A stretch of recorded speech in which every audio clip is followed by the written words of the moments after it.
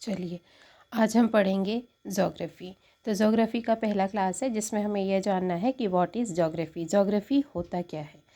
Geography, जियो means earth और graphy means होता है टू डिस्क्राइब।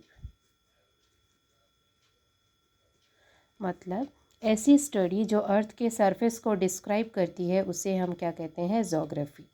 तो चलिए हम पढ़ते हैं अर्थ, क्योंकि डिस्क्राइब तो हमें अर्थ को ही करना है। अर्थ के बारे में हमें यह जानना है कि अर्थ कौन सा प्लैनेट है। ये थर्ड प्लैनेट है, तीसरे नंबर का प्लैनेट है। तीसरे नंबर का प्लैनेट कैसे है? ये सन है और सन के चारों ओर सभी प्लैनेट्स घूमते हैं। तो ये पहला प्लैनेट होगा, ये दूसरा है और ये तीसरा है। जो तीसरे नंबर पे है वो हमारा अर्थ है, इसीलिए ये थर्ड प्लैनेट हो गया। और हम इसको किस नाम से जानते हैं? इसको हम जानते हैं ब्लू प्लैनेट के नाम से। अब ब्लू प्लैनेट क्यों बोला जाता है? क्योंकि यहाँ पर 71% क्या पाया जाता है? वाटर। और जब हम इसे आउटर स्पेस से देखते हैं तो यह हमें नीले कलर का दिखाई देता है, इस वजह से इसे नीला ग्रह कहा जाता है। नीला ग्रह। अब हम देखते हैं अर्थ का शेप कैसा होता है। शेप, तो अर्थ का शेप होता है ऑब्लेट, स्फीरॉइड। ऑब्लेट का मतलब होता है चपटा और स्फीरॉइड का हो गया स्फीयर। जैसा बॉल होता है ना खेलने वाला, वही उसी के शेप का। तो चपटा हुआ स्फीरॉइड। तो चपटा हुआ स्फीरॉइड कैसा होगा? चपटा हुआ बॉल कैसा होगा? जैसे आपने फुटबॉल खेला होगा, वॉलीबॉल खेला होगा, तो उसका जो बॉल होता है उसको आप क्या कीजिएगा? चपटाइएगा ऊपर से, तो वही जो शेप आएगा वही अर्थ का शेप है। तो जैसे ये वाला पार्ट जो है ये कैसा होगा? चपटा हुआ। और ये वाला जो पार्ट है ये कैसा होगा? उभरा हुआ। तो इसी को हम बोलते हैं बल्ज्ड। और ये वाला जो है ये है फ्लैटेंड, मतलब चपटा हुआ। तो ऐसे शेप को बोला जाता है ऑब्लेट स्फीरॉइड, मतलब थोड़ी ऊपर से चपटी है और बीच में आके यहाँ से उभरी हुई है। अब हमें अर्थ के बारे में जानना है। कुछ बेसिक्स हैं, जैसे एक्सिस क्या होता है, फिर हमें जानना है लैटीट्यूड क्या होता है, लॉन्गिट्यूड क्या होता है। ये सभी बेसिक्स है ज्योग्राफी के।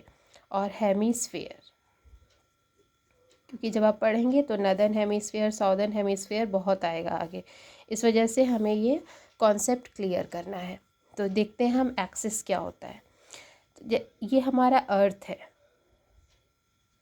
अर्थ के बीचों बीच एक लाइन, इमेजिनरी लाइन आती है, काल्पनिक रेखाएं हैं ये ऐसी है नहीं, ये हमने इमेजिन की हुई है सुविधा के लिए। तो जो नॉर्थ से और साउथ को क्या करेगी? ज्वाइंट करेगी। तो इसी को बोला जाता है, इस लाइन को बोला जाता है एक्सिस। ठीक है। दूसरा हम पढ़ते हैं लैटीट्यूड क्या होता है। तो लैटीट्यूड ये हमारा अर्थ है।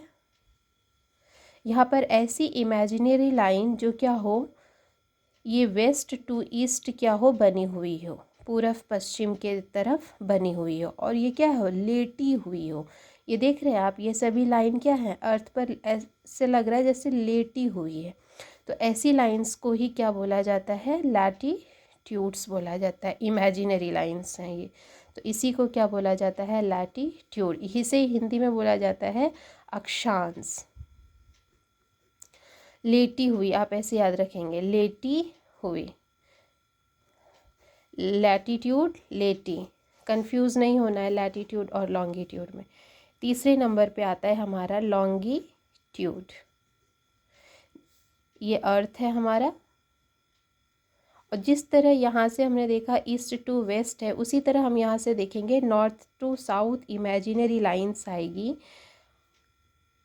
ऐसी इमेजिन की गई है लाइंस जो कहाँ से आ रही है? नॉर्थ, और ऊपर नीचे को ज्वाइन कर रही है। तो ऐसी लाइंस को ही बोला जाता है लॉन्गिट्यूड। लंबी लाइंस ऐसे याद रखेंगे आप। और इसी को हिंदी में बोला जाता है देशांतर रेखा। लास्ट आता है हमारा हेमीस्फीयर। हेमी मीन्स होता है आधा। किसी भी चीज़ को आप आधा कर दीजिए तो वह हेमी हो जाता है। तो जैसे अर्थ तो हमारा स्फीयर है, तो हमने इसी को आधा किया है, तो इसीलिए इसका नाम आ जाता है हेमीस्फीयर। तो देखते हैं हमें कैसे आता है ये अर्थ है।